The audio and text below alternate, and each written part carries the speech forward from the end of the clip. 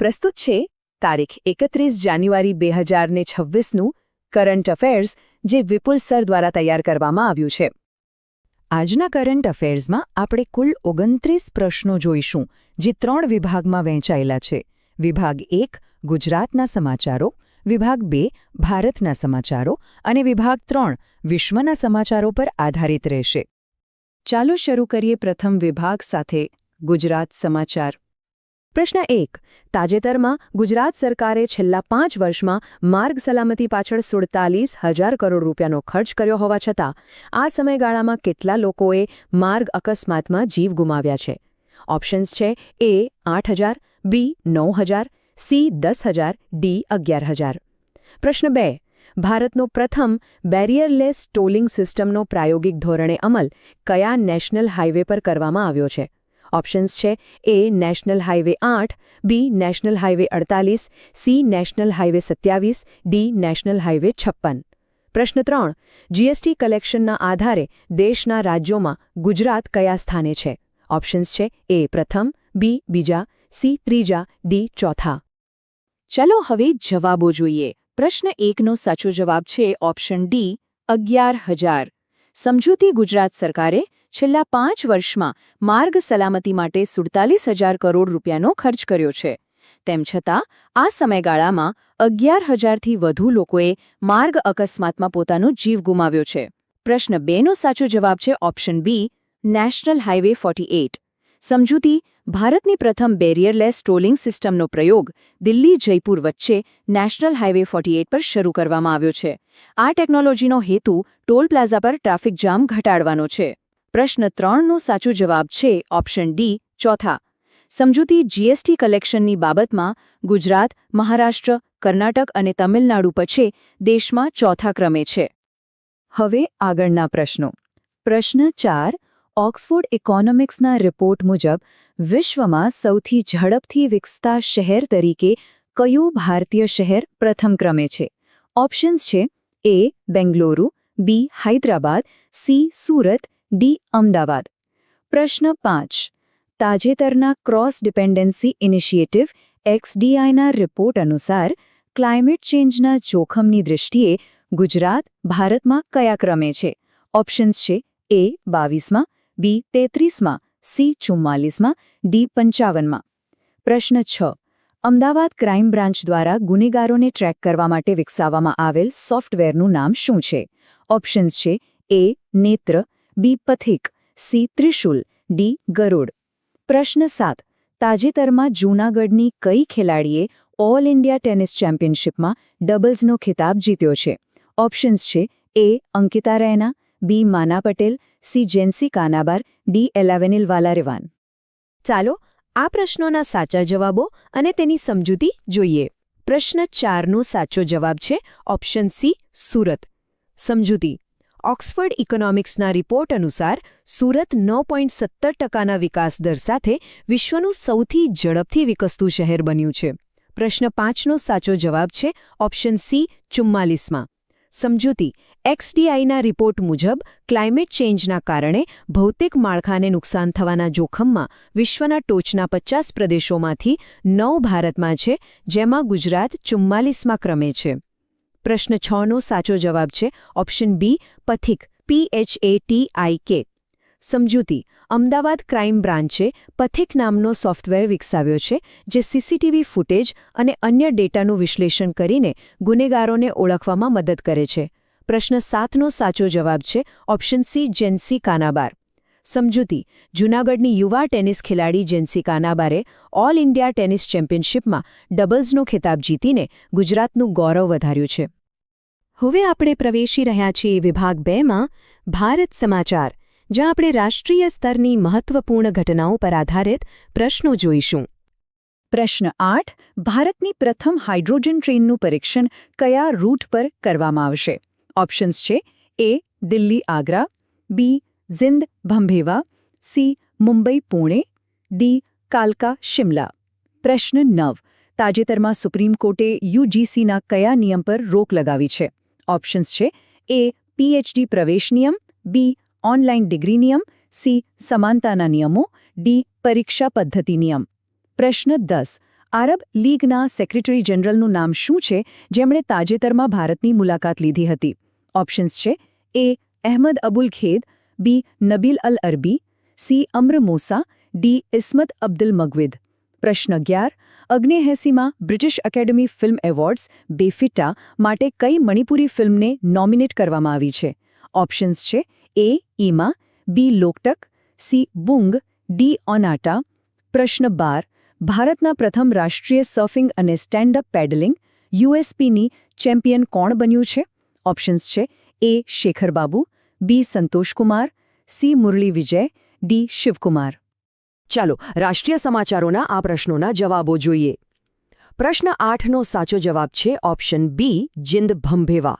સમજૂતી: ભારતીય રેલવે હરિયાણાના જિંદ ભંભેવા રૂટ પર દેશની પ્રથમ હાઇડ્રોજન સંચાલિત ટ્રેનનું પરીક્ષણ કરશે. પ્રશ્ન 9નો સાચો જવાબ છે ઓપ્શન સી સમાનતાના નિયમો. સમજૂતી: સુપ્રીમ કોર્ટે યુજીસીના એ નિયમો પર રોક લગાવી છે જે ડીમ્ડ યુનિવર્સિટીઓને અન્ય યુનિવર્સિટીઓની સમકક્ષ દરજ્જો આપતા હતા. પ્રશ્ન 10નો સાચો જવાબ છે ઓપ્શન એ અહમદ અબુલ ઘેત. સમજૂતી: અરબ લીગના સેક્રેટરી જનરલ અહમદ અબુલ ઘેતે ભારતની મુલાકાત લઈ વિદેશ મંત્રી સાથે દ્વિપક્ષીય સંબંધો પર ચર્ચા કરી. પ્રશ્ન 11નો સાચો જવાબ છે ઓપ્શન સી બુંગ. સમજૂતી: મણિપુરી ફિલ્મ બુંગને પ્રતિષ્ઠિત 79માં બેફ્ટા એવોર્ડ્સમાં નોમિનેશન મળ્યું છે. પ્રશ્ન 12નો સાચો જવાબ છે ઓપ્શન બી સંતોષકુમાર. સમજૂતી: કર્ણાટકના સંતોષકુમારે પ્રથમ રાષ્ટ્રીય સર્ફિંગ અને સ્ટેન્ડ અપ પેડલિંગ ચેમ્પિયનશિપ જીતીને ઇતિહાસ રચ્યો છે. હવે આગળના પ્રશ્નો. પ્રશ્ન 13. વર્ષ 2026ની ભારતની પ્રથમ યુનિકોર્ન કંપની કઈ બની છે? ઓપ્શન્સ છે એ ઝેપ્ટો, બી જેસ્પે, સી ક્રેડ, ડી ગ્રો. પ્રશ્ન 14.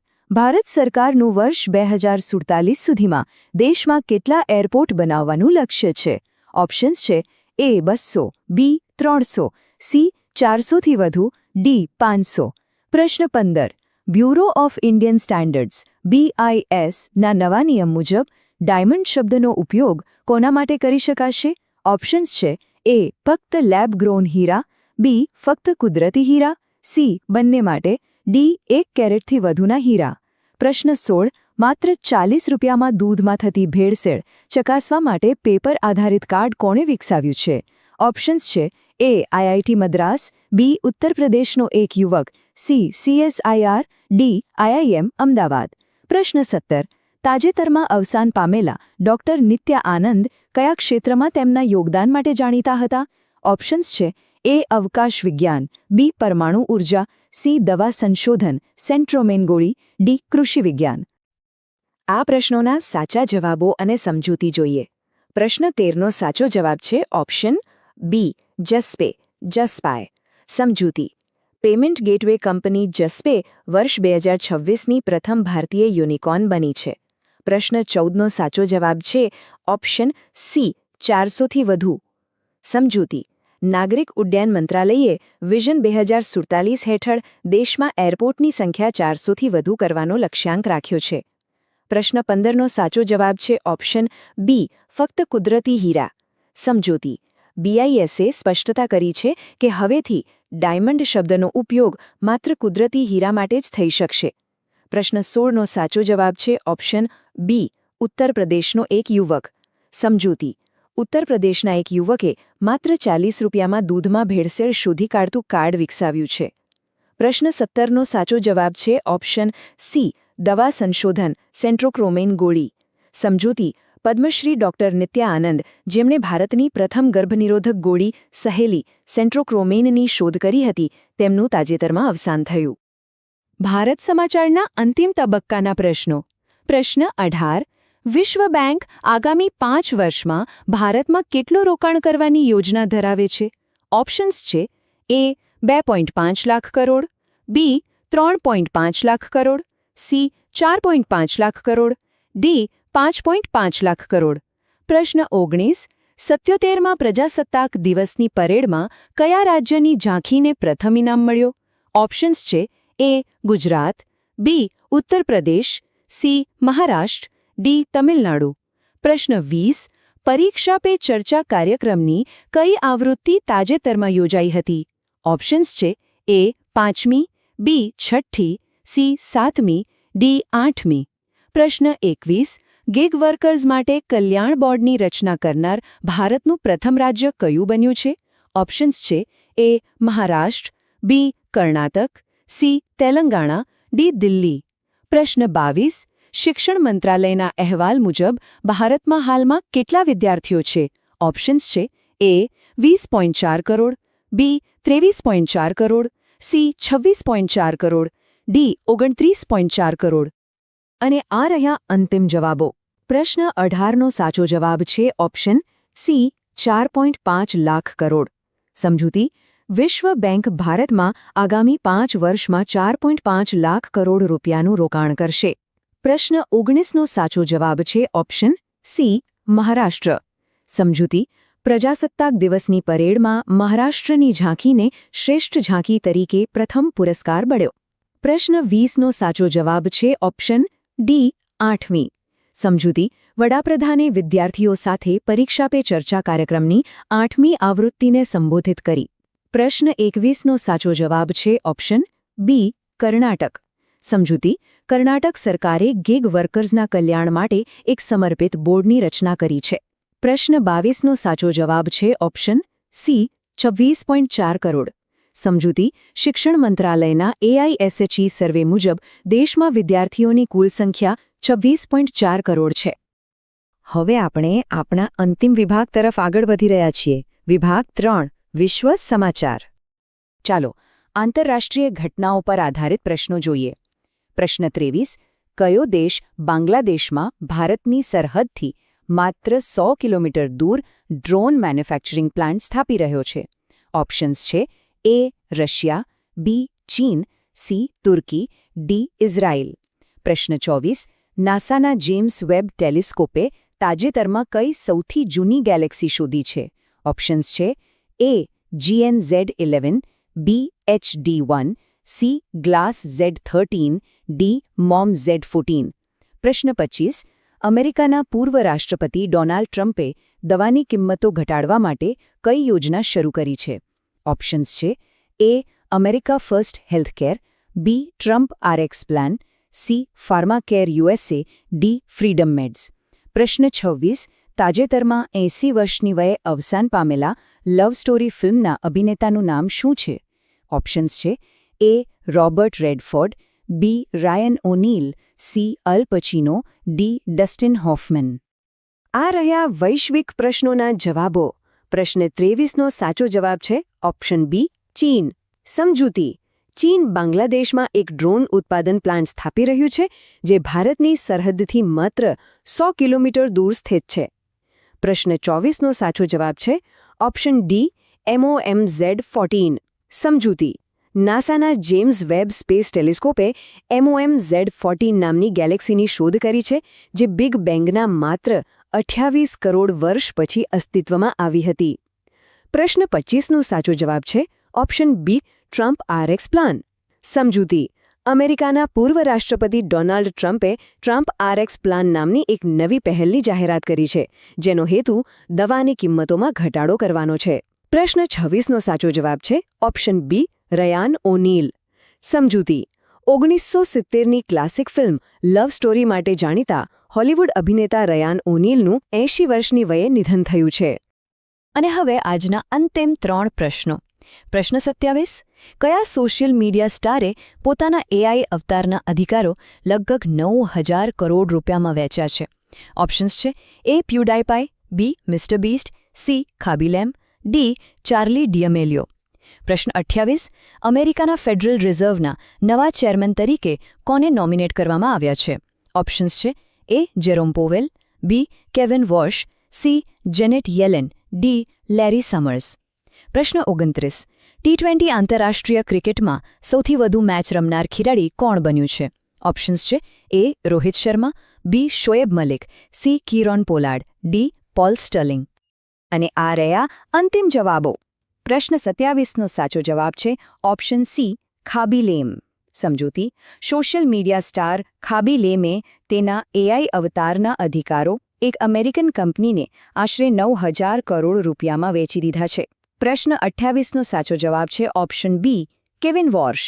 સમજૂતી: અમેરિકાના રાષ્ટ્રપતિ દ્વારા કેવિન વોર્શને ફેડરલ રિઝર્વના નવા અધ્યક્ષ તરીકે નામાંકિત કરવામાં આવ્યા છે.